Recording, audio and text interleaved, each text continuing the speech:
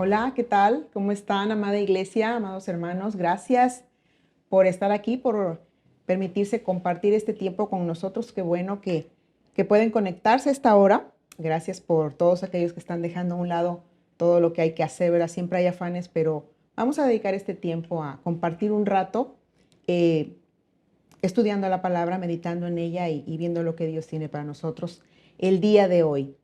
Muy bien, pues acompáñenme a orar, por favor. Vamos a darle gracias a Dios por este tiempo y que sea el Espíritu de Dios ministrándonos a través de su palabra, ¿sí?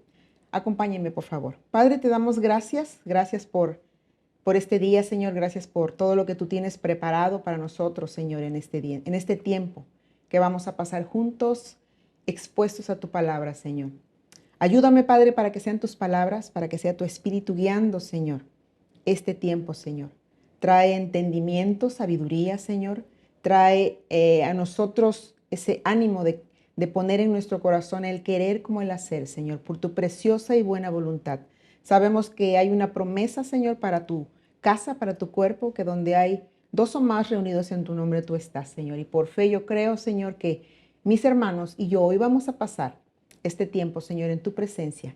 Ministranos a través de tu palabra, Señor. Honra tu palabra, Dios, que sea ella ministrándonos, hablándonos y tu Santo Espíritu llevándonos a conocer la verdad, Señor. Gracias te damos y toda gloria y toda honra y toda alabanza es a tu nombre, en el nombre de Jesús. Amén. Amén. Pues empezamos. Quisiera comentar con ustedes, ¿verdad? Que qué precioso es poder tener un devocional diario. Me ha hablado mucho el Señor en estos tiempos acerca de estar en su presencia a través de tiempos diarios de comunión con Él. Y como congregación, ¿verdad? Tenemos una herramienta preciosa que es nuestro devocional, nuestro tiempo con Dios. Y en ella, tanto el mes pasado como este, hemos estado meditando en el libro de Proverbios. Y créanme que Proverbios ha hablado a mi corazón fuertemente en este tiempo. A veces son como apapachos a mi alma, pero a veces son como dardos de fuego, como esa espada que penetra y rompe mis pensamientos y aclara mi mente en cuanto a lo que Dios quiere de mi vida, de mi familia, de mi iglesia y lo que Dios pide de aquellos que nos llamamos sus hijos. Proverbios es un libro que confronta mucho, ¿verdad? Y que tiene palabras eh, de exhortación, de ánimo, pero a veces nos reprende duramente. Muy bien, y en el libro de Proverbios, en el día 14, me parece que estuvimos meditando en Proverbios 16:32. Y esta palabra se quedó en mi corazón, en mi mente, y me hizo reflexionar acerca de muchas, muchas cosas. Dice Proverbios 16:32, mejor es el que se tarda en airarse que el fuerte, y el que se enseñorea de su espíritu que el que toma una ciudad. En la otra versión, que es Dios habla hoy, dice, más vale ser paciente que valiente, más vale vencerse a uno mismo que conquistar ciudades. Me quedé reflexionando en este verso y dije, mejor es dominarse, ser paciente, que ser fuerte y que conquistar una ciudad. Reflexionaba también acerca de hace algunos años que uno de mis hijos fue a un campamento de adolescentes y cuando él regresó, pues me comentaba, ¿no? Que tuvieron tiempos hermosos de fogata, de juegos, pero que también estuvieron escuchando a varios pastores predicarles la palabra. Y él tomó nota de cada una de las predicaciones y cuando llegó lo primero que hizo fue, me dijo, mamá, siéntate conmigo, quiero decirte, quiero hablarte, quiero comentarte acerca de lo que aprendí. Y en una de las predicaciones, no recuerdo qué predicador dio esa conferencia, pero mi hijo me habló de lo que aprendió y este pastor les hablaba de ese camino que el Señor ha preparado para cada uno de nosotros. Un camino recto donde podemos caminar libres de peligro, pero que nosotros tomamos malas decisiones en el camino y de repente nos encontramos muy lejos de la voluntad de Dios. Y de repente reflexionamos y dices, es que este no era mi camino, yo no iba por aquí. Volvemos al camino, caminamos y de repente otra vez nos seducen varias cosas, nos llevan, somos distraídos del camino y volvemos a tomar atajos, a perder el rumbo y allá lastimados, golpeados, reflexionamos nuevamente y decimos, no era este mi camino. yo no iba por aquí y volvemos a la senda. Y así muchas veces, ¿verdad? Pero a veces que no volvemos a la senda y nos perdemos para siempre. Entonces, esta predicación de mi hijo que me comentaba llegó también y la recordaba ahorita con este proverbio, en cuán importante es mantenerse firmes en la voluntad de Dios. Y vamos a platicar acerca del dominio propio, de la templanza y de la paciencia, ¿sí? El Señor nos dice en Eclesiastés 7:29, he aquí, solamente esto he hallado, que Dios hizo al hombre recto, pero ellos buscaron muchas perversiones. El Señor nos hizo rectos, hizo un camino, nos dio una vida. Nosotros somos los que nos desviamos. ¿Por qué? Por muchas cosas. Vamos a ver por qué. Deuteronomio 30:19 dice, a los cielos y a la tierra llamo por testigos hoy contra vosotros, que os he puesto delante la vida y la muerte, la bendición y la maldición. Escoge pues la vida para que vivas tú y tu descendencia. Dios siempre va a estar llamándonos a volver al camino, a caminar en rectitud y en ese camino, verdad y vida que es Jesucristo. Una vez que le hemos conocido, no deberíamos estarnos desviando, sino mantenernos en el perfecto centro de su voluntad, ¿sí? Entonces vamos a ver, y me encanta la palabra, ¿verdad? Porque en ella podemos encontrar tantos y tantos ejemplos de gente que hizo lo malo y de gente que caminó rectamente. El Señor no oculta, ¿verdad? Los pecados, las distracciones, las cosas que esos hombres, incluso grandes hombres de Dios, cometieron. Él dejó su palabra y nos dejó en ella instruido. Escoge lo bueno para que vivas, escoge la vida. ¿Por qué? Porque en la Biblia misma nos da malos ejemplos de lo que no debemos hacer. Y vamos a ver algunas personas que perdieron el propósito para el cual Dios los había escogido, ¿sí? Vamos a aprender de ellos porque sin duda tienen mucho que decirnos, ¿verdad? Se desviaron por causa principalmente de lo que vamos a ver, el dominio propio, ¿sí? Recordando lo que dice Proverbios 16:32, mejor es el que tarda en airarse que el fuerte, y el que se enseñorea de su espíritu que el que toma una ciudad.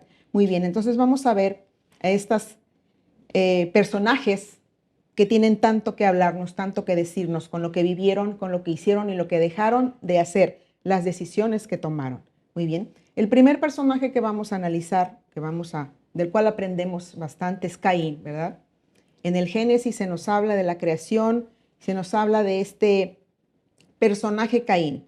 En Génesis 4, del 4 al 7, nos dice, y Abel, o sea, cuando Dios pide una ofrenda, o él y su hermano Abel se presentan delante del Señor para llevar una ofrenda de lo que ellos tenían, dice, y Abel trajo también de los primogénitos de sus ovejas, de lo más gordo de ellas, y miró Jehová con agrado a Abel y a su ofrenda, pero no miró con agrado a Caín y a la ofrenda suya.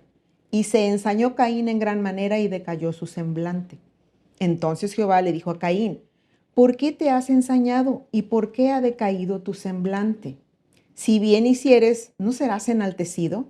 Y si no hicieres bien, el pecado está a la puerta. Con todo esto, a ti será su deseo y tú te enseñorearás de él. En la versión Dios habla hoy dice, entonces el Señor le dijo, ¿por qué te enojas y pones tan mala cara? Si hicieras lo bueno, podrías levantar la cara. Pero como no lo haces, el pecado está esperando el momento de dominarte. Sin embargo, tú puedes dominarlo a él. Qué preciosa promesa, ¿verdad? El pecado es algo con lo que siempre vamos a luchar, ¿sí? Esta carne está entrenada, tiene años de entrenamiento para hacer lo malo.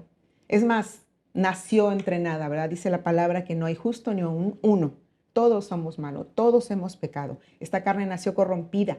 Es cuando viene Jesús a morar en nosotros y el Espíritu Santo ayudarnos cuando podemos ser libres de este pecado y vivir de manera diferente.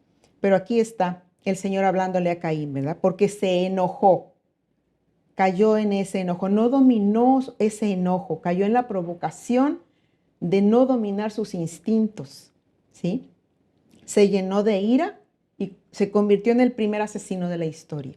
Entonces, si hoy pudiéramos ir a las penitenciarías, a las cárceles y ver cuántas personas están allí por dar rienda suelta a un segundo de ira, en un momento de furor, de que su mente se nubla por el enojo, por la ira, y hacen cosas de las cuales después se arrepienten. Y están ahí pagando un precio, ¿verdad?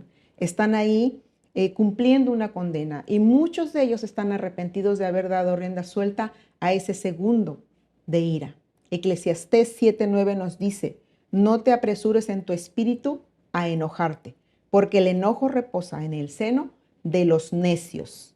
El enojo es una emoción natural, ¿verdad? Así como todas las emociones que el Señor puso en nuestra alma, ¿verdad? Todas son emociones que el Señor nos ha dado, nos ha dotado de ellas para defendernos, para ser seres que podemos amar, que podemos ser amados, ¿sí? Es una emoción natural, pero no debemos permitir que nos lleve a pecar. No se ponga el sol sobre vuestro enojo, ¿verdad? Hay reglas, hay límites que el Señor siempre ha establecido para nosotros. Todo nos es lícito, pero no todo nos conviene, dice su palabra, ¿verdad? Hay límites los cuales si traspasamos, pagaremos las consecuencias. Caín las pagó, ¿sí? Tuvo que huir, ser desterrado. Muchas cosas vinieron a su vida por causa de no haber dominado esta emoción de la ira, ¿sí? Proverbios 14:29. Es que Proverbios habla muchísimo de la ira, del enojo, de las emociones no controladas. El que tarda en airarse, dice Proverbios 14:29, es grande de entendimiento, mas el que es impaciente de espíritu enaltece la necedad. Nos llaman necios, ¿verdad? Cuando damos rienda suelta al enojo y hacemos berrinche y estamos enojados y dejamos de hablar y ofendemos a otras personas, lastimamos a los que están alrededor con la ira. La blanda respuesta quita la ira, mas la palabra áspera hace subir el furor. Proverbios 15:1. El hombre iracundo promueve contienda, mas el que tarda en airarse apacigua la rencilla. Proverbios 15:18. ¿Sí? En todo el libro de Proverbios encontramos estas advertencias acerca de no dar rienda suelta a la ira, a mantener la calma, a ser pacientes, a tener ese dominio propio, esa templanza que el Señor nos pide. Muy bien, pues ahí está Caín y esta emoción desbordada de la ira que le llevó a cometer un asesinato y contra su propio hermano. Vamos a ver al segundo personaje, que es Sansón, ¿sí? Sansón nos cuenta la palabra en Jueces 13, nos narra los antecedentes de Sansón, las instrucciones tan precisas que Dios le había dado a sus padres de cómo cuidar a su madre, incluso desde que estaba embarazada, ¿verdad? Cómo debían cuidar a su madre, cómo debía ese niño ser instruido, cómo debía ser cuidado, lo que debía comer en cuanto a su pelo. Cosas tan exactas y perfectas que no había duda de cómo tenían que educar a ese niño, ¿verdad? Ese era un niño apartado, tenía marcado el camino que debía seguir en su educación y en su cuidado, ¿sí? Pero también en el libro de Jueces podemos ver la decadencia de este hombre. Él tenía un propósito divino, estaba destinado a ser un líder en Israel, pero por causa de no dominar su cuerpo, sus emociones, perdió todo lo que estaba destinado para él. La impureza, la inmoralidad sexual, ¿verdad? El buscar satisfacer sus deseos, esa carnalidad, esa carne con la que todos moramos todos los días, nos levantamos con ella, nos acostamos con ella. Tenemos que aprender a dominar esta carne, porque nosotros, los que hemos conocido al Señor, tenemos que vivir de manera diferente, ¿sí? Tenemos que saber que tenemos que ser esos mayordomos fieles, esos hombres que van a entregar cuentas un día y que tenemos que entregar buenas cuentas. Sansón es un ejemplo de una persona, ¿verdad?, que dio rienda suelta a sus pasiones. Miqueas 6:8 nos dice, oh hombre, él te ha declarado lo que es bueno. ¿Y qué pide Jehová de ti? Solamente hacer justicia y amar misericordia y humillarte delante de tu Dios. El Señor nos ha dejado instrucciones precisas acerca de no dar rienda suelta, de tener ese dominio sobre nuestras pasiones y emociones. El autocontrol le llama, ¿verdad?, el mundo, pero para nosotros es templanza, dominio propio, controlar nuestra boca, nuestros pensamientos, nuestras pasiones, emociones y nuestro temperamento, ¿sí? Estas cosas que alberga nuestra alma tienen que estar gobernadas, señoreadas por el Espíritu de Dios.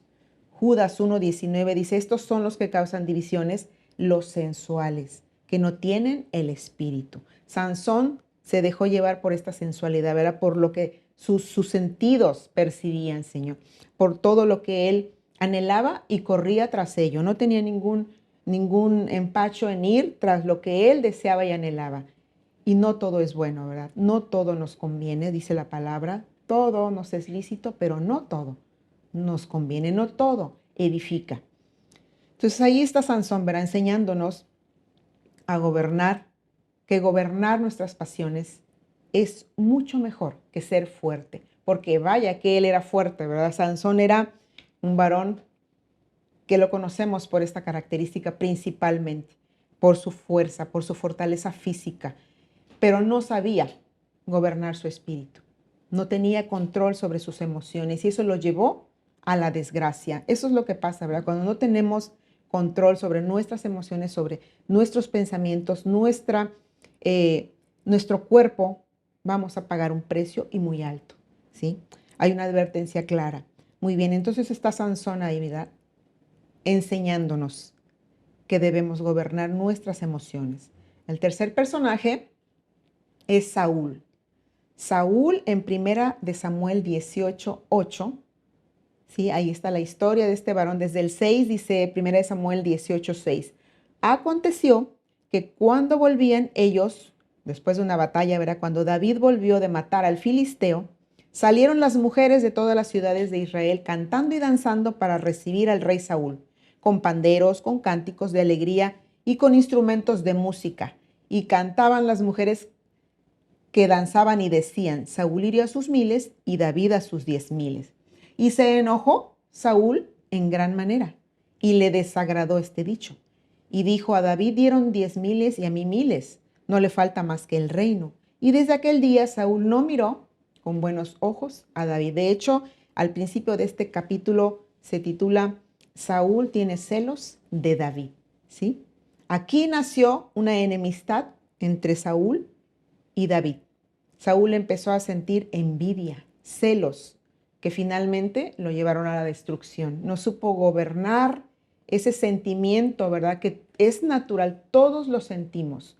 Nuestros ojos se desvían a veces a desear cosas que no tenemos o que quizás tenemos, pero aquel veo que lo tiene, lo tiene en mayor medida, tiene más capacidad, tiene más dinero, tiene, no sé, tantas y tantas cosas que podemos envidiar, ¿verdad? Nuestros ojos se desvían tras lo que vemos. Pero el Salmo 106:16 nos cuenta también una triste historia, ¿verdad? De que tuvieron envidia de Moisés en el campamento y contra Aarón el santo de Jehová. Y es en esa historia, si usted la lee en Salmo 106, que está también en Números, podemos ver a la desgracia de un pueblo, la desgracia de una familia que tuvo que pagar el precio por ir contra un líder, por envidiar lo que tenía. Sintieron envidia de ellos porque tenían el favor de Dios, eran los gobernantes, eran los que dictaban las instrucciones de parte de Dios. No era de ellos, ¿verdad? Ellos hablaban de parte de Dios, pero sintieron envidia de esto. Estaba leyendo que a la envidia por ahí en un grandioso escritor le llama el monstruo de los ojos verdes, ¿verdad? A veces está oculto, es algo que no vemos con facilidad en las personas, pero que está ahí para destruir, ¿sí? Entonces es importante controlar, dominar esos sentimientos y que no nos lleven a pecar, ¿sí? Vemos que Saúl le llevó a querer matar a David, a atentar contra su vida, a perseguirlo ferozmente por causa de esa envidia, porque veía que tenía el favor de Dios, porque había algo que estaba ya fluyendo en David que se había quitado de él, pero era precisamente esto, era una consecuencia de haber dado rienda suelta a sus instintos, a su envidia y a sus celos. Entonces, vamos a ver qué terrible son los celos, que nos roban, nos matan y nos destruyen. Romanos 12:13 y 14 dice, la noche está avanzada, se acerca el día, desechemos pues las obras de las tinieblas y vistámonos las armas de la luz.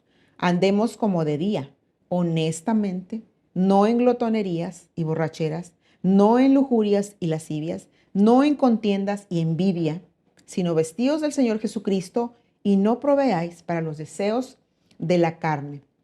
Desgraciadamente pasamos mucho más tiempo en estos tiempos alimentando la carne que al espíritu, ¿verdad? Entonces, tenemos necesidades, claro que sí, tenemos necesidad de comer sanamente, pero ¿cuántas enfermedades hoy no vemos que existen por causa de un mal comer, de un comer de más, de un comer lo que no es apropiado, en cantidades que no son apropiadas? ¿Es necesario? Claro que sí. ¿Es necesario vestir? Claro que sí. Necesitamos estar arropados. No nos hacen falta las marcas, no nos hacen falta los abrigos de mí. Con estar cubiertos, dice la palabra, tenemos que ser agradecidos, ¿sí? Todas esas emociones, todos esos sentimientos de seguridad, de amor, están puestos en nuestra vida y son necesarios. Nuestra alma necesita, ¿verdad? David decía, mi alma tiene sed de ti. El alma necesita estar satisfecha en esas emociones que tenemos dentro de los límites establecidos por el Señor. Si nos salimos de su voluntad, esas emociones van a estar lejos del camino, como veíamos al principio de esta predicación de este varón, ¿verdad? Lejos del camino, gobernados por nuestras emociones, en depresión, en glotonería, en borrachera, todas esas cosas, ¿verdad? Que este versículo de Proverbios nos dice, ¿sí? Que es mucho mejor gobernar nuestro espíritu que gobernar una ciudad. ¿Cuánta gente poderosa políticamente, económicamente conocemos por los medios? No lo sé, tal vez personalmente alguien conozca a alguien así, que tenga toda la capacidad, toda la inteligencia, todo el poder económico, todo el poder político, pero ser esclavo de algo, del cigarro, del vino, de la comida, ¿sí? De la lujuria, de la lascivia. Y eso echa a perder todos esos dones que el Señor pone en nosotros, ¿verdad? La inteligencia, el poder, todo esto se ve opacado por no saber gobernar nuestro espíritu, por no decir un no cuando conviene, por no dominar nuestros instintos. El cuarto personaje es Judas, Judas Iscariote, que se llenó de avaricia, ¿verdad? Y por 30 monedas vendió a Jesucristo. Y aunque estaba escrito, sabemos que el destino de Judas pudo haber sido diferente. Judas Iscariote era uno de los 12 y este fue a los principales sacerdotes para entregárselo. Ellos al oírlo se alegraron y le prometieron darle dinero. Y Judas buscaba oportunidad para entregarle, ¿sí? A veces esta avaricia, ¿verdad?, nos lleva a cometer pecados. La codicia es el mal del mundo, ¿verdad? Es esta capacidad que tiene el mundo de producir dinero, de producir cosas, de querer más, aunque ya tenga, quiero más. Lo quiero más grande, lo quiero más lujoso, lo quiero más con mejor capacidad. Y eso nos lleva muchas veces a perder el control, ¿sí? En Lucas 12:15 dijo Jesús, y les dijo, mirad y guardaos de toda avaricia, porque la vida del hombre no consiste en la abundancia de los bienes que posee, ¿sí? Necesitamos las cosas, ya lo decía, ¿verdad? Sí, pero la avaricia es pecado. Dominar nuestro espíritu no siempre va a ser fácil, no siempre, porque hay una naturaleza carnal en nosotros que cada día lucha en contra del espíritu. Y desgraciadamente pasamos más tiempo alimentando esta carne que al espíritu. Hay una lucha en nosotros. Años y años de entrenamiento tiene nuestra carne, ¿verdad? Ha sido entrenada para responder de manera diferente a la voluntad de Dios. Nació así. La naturaleza carnal nace con nosotros y termina cuando nosotros damos lugar al espíritu. Muy bien, esos son 4 ejemplos, ¿verdad?, de estos personajes. Y ahora decimos, está bien, ¿y qué puedo hacer? ¿Qué hago? ¿Sí? En Hechos 1 nos habla el Señor de una promesa que Dios le hace a su pueblo, ¿sí? Porque Juan ciertamente bautizó con agua, mas vosotros seréis bautizados con el Espíritu Santo dentro de no muchos días. Y después del primer discurso de Pedro, los que estaban reunidos, en el libro de Hechos dice, Hechos 2:37, al oír esto se compungieron de corazón y dijeron a Pedro y a los otros apóstoles, varones hermanos, ¿qué haremos? Estaban afligidos, ¿verdad? Estaban aterrados. Después de escuchar el mensaje de salvación, de todo lo que Pedro, por parte del Espíritu Santo, pudo hablarles, cayó el Espíritu sobre ellos y dijeron, ¿qué vamos a hacer? Reconocemos que estamos en pecado, sabemos que hemos hecho mal, que no somos buenos, que no somos justos. ¿Qué vamos a hacer? ¿Qué haremos? Pedro empieza a hablarles, ¿verdad? ¿Y cuál sería la solución para dejar estas situaciones que nos han enseñado estos personajes? Primero, ser llenos del Espíritu Santo. ¿Por qué? Porque el dominio propio, porque la templanza, porque la paciencia no nace naturalmente de nosotros, es un fruto del Espíritu. En Gálatas 5:22 dice, mas el fruto del Espíritu es amor, gozo, paz, paciencia, benignidad, bondad, fe, mansedumbre, templanza. Contra tales cosas no hay ley. Pero los que son de Cristo han crucificado la carne con sus pasiones y deseos, ¿sí? El dominio propio, la templanza está en medio de estas características, ¿sí? Son frutos del Espíritu y brotan del Espíritu que hay en nosotros. De nosotros solamente, de nuestra carne, dice la palabra, solamente segaremos corrupción, pero del Espíritu segamos vida eterna, ¿sí? Entonces debemos de clamar por ser llenos del Espíritu Santo y así podamos como pueblo de Dios reflejar el carácter de Jesucristo. Porque estos frutos nos dan el carácter de Jesús.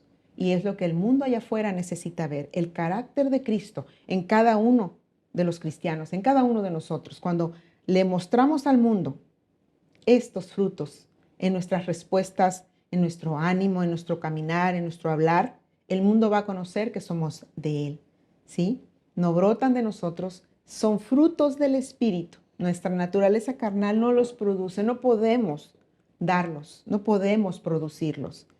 Debemos clamar y tener un compromiso, una lealtad, un tiempo y fuerza para hacerlo. ¿Por qué? Porque en este mundo hay muchas cosas que hacer, ¿verdad? Y tener tiempo para clamar por esa llenura requiere un compromiso, ser constantes, ser pacientes y vivir pegados al Señor, ¿sí? ¿A cuántos, verdad, nos cuesta muchísimo hacer una dieta? ¿A cuántos nos cuesta tener de madrugada o lo más temprano posible esos tiempos con Dios? Cuesta, nuestra carne siempre va a rebelarse contra la búsqueda de la verdad y la justicia del Señor. Mientras caminemos por el Espíritu, la carne no va a prevalecer. No haremos lo que nuestras malas inclinaciones nos quieren obligar a hacer, porque siempre va a haber delante de nosotros dos opciones, ¿verdad? Pero el Señor nos dice, escoge la vida para que vivas. Escoge la vida para que vivas, ¿sí? Estaba viendo esta palabra de templanza y me llevó a pensar en el vidrio templado.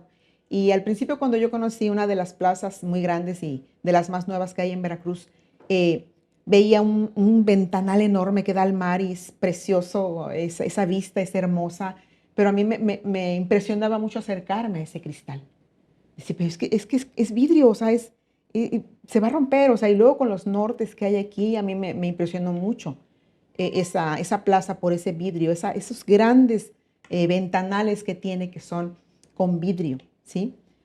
Pero investigando un poco acerca de lo que es el vidrio templado, dices que se rompe en pequeñas partículas redondas que son compactas y uniformes y no generan escombros potencialmente peligrosos en el suelo.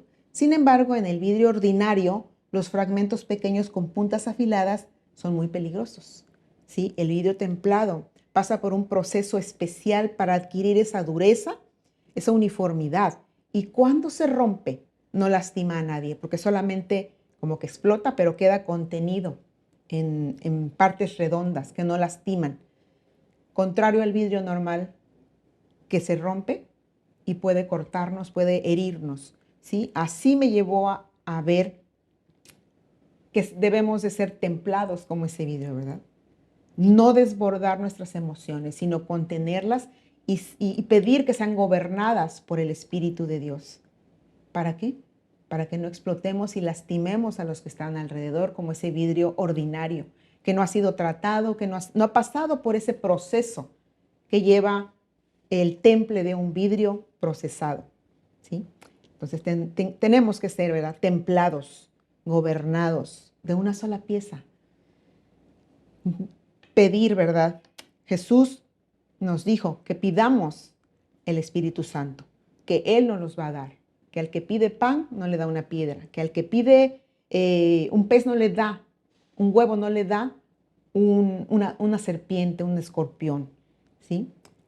Pero cuando le pedimos al Espíritu de Dios, Él está presto para llenarnos, para saturarnos y para llevarnos a responder como el Espíritu quiere que respondamos, sin ira, sin contienda, sin cosas que lastimen a los que están alrededor y a nosotros mismos.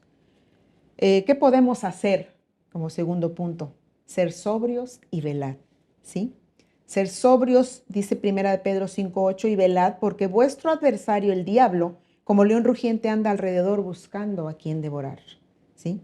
Entonces tenemos que permanecer firmes, vigilantes. Cuando yo estoy apartándome de la voluntad de Dios, empiezo a enojarme, empiezo a desesperarme, empiezo a tomar decisiones erradas, empiezo a lastimar a los que están alrededor, empiezo a ser implacable, empiezo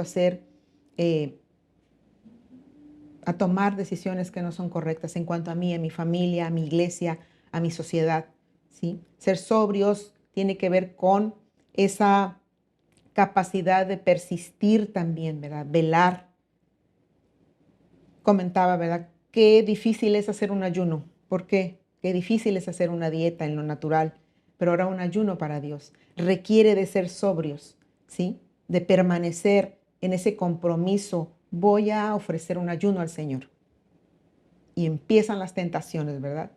O a veces hasta las buscamos. No, pues ya no pude ayunar hoy porque ya comí esto, ya comí. Es un compromiso que tenemos que hacer, ser sobrios y velar, pedirle al Señor, ¿verdad?, que nos capacite para hacer su voluntad en todo tiempo, en toda circunstancia y en todo lugar.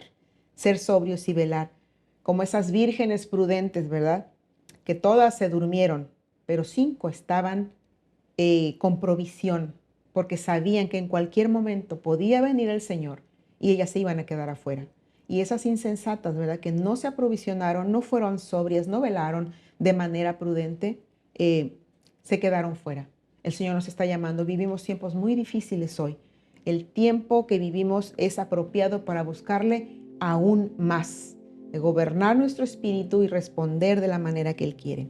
Otro punto, ¿qué debemos hacer? Atender la voz de Dios cuando la escuchamos. Salmo 95, 7 y 8 dice, porque Él es nuestro Dios, nosotros el pueblo de su prado y ovejas de su mano. Si oyeres hoy su voz, no endurezcas tu corazón como en Meriba, como en el día de Masá en el desierto, donde me tentaron, dice el Señor, ¿verdad? Si hoy estamos escuchando y hoy el Señor está hablando a nuestro corazón acerca de este tema, donde muchas veces fallamos, muchas veces estamos tropezando en esto, ¿verdad? Del dominio propio. Ya salió una ofensa, ya salió una mala palabra. Gobernar nuestra boca, gobernar nuestros instintos. Aquellas cosas que el Señor quiere que hagamos, debemos hacerlas y pronto.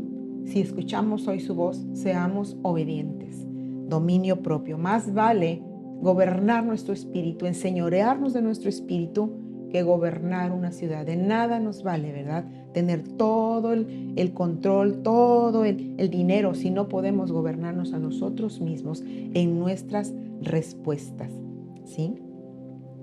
Todo aquel que lucha, dice 1 Corintios 9:25, de todo se abstiene. Ellos a la verdad para recibir una corona corruptible, pero nosotros una incorruptible, ¿sí? Dominio propio. El dominio propio que mostramos muestra la relación que tenemos con nuestro Dios, ¿sí?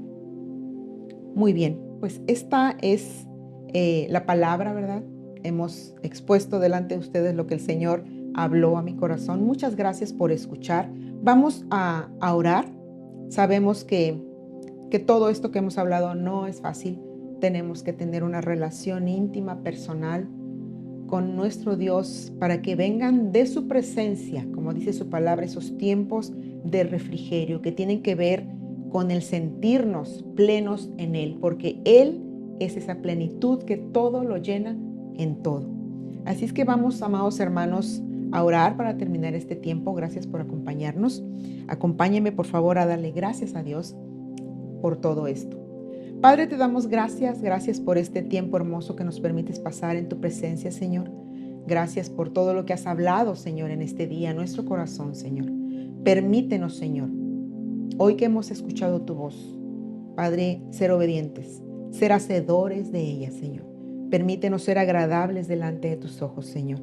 Hemos hablado, Señor, de dominio propio, Señor. Hemos hablado de templanza, Señor. Y es necesario, Señor, que con más anhelo busquemos tu presencia, busquemos ser llenos de tu Espíritu, Señor. Es una promesa fiel, Señor, que tú anhelas llenarnos. Tú anhelas capacitarnos con ese precioso ayudador, consolador y maestro que es el Espíritu tuyo, Señor. Gracias, Padre, porque sabemos que tenemos acceso, Señor, que no hay impedimento, que hay un camino vivo, abierto a través de Jesucristo, Señor, para poder entrar, Señor, a tu presencia. Gracias, Padre. Ayúdanos a tener diligencia en esta área, Señor. Diligencia en buscar el dominio propio, Señor. Darte el control de nuestra vida, Señor. Cuidar que nuestro corazón no se llene de cosas que no convienen, Señor. Quita toda envidia, Señor, todo orgullo, todo aquello, Padre, que daña nuestra relación contigo y nuestra relación con los que están alrededor, Señor. Padre, que no sigamos todo lo que nuestros ojos ven, Señor. Padre, ayúdanos a gobernar nuestro espíritu, Señor. Padre, teniendo siempre presente que debemos cuidar lo que sentimos, Señor. Gobernar nuestro corazón, Señor. Que tu espíritu nos alerte, Señor, cuando estamos pensando, Señor, cuando nuestra mente divaga, se desvía, Señor. Danos, Padre, esa capacidad, Señor, con tu espíritu, Señor, de dominar, Señor, esos instintos, Señor, que nos llevan a errar en el blanco, Señor. Ayúdanos a tener una disciplina diaria, Padre, para buscarte, para llenarnos de ti, Señor, porque de ahí vendrá el poder, Señor, para rechazar, Señor, todo aquello, Padre, que a la carne le gusta, pero que no conviene, Señor. Ayúdanos, Señor. Mejor es el que tarda en airarse que el fuerte. De nada vale ser fuerte, Señor, si no gobernamos nuestro espíritu, Señor.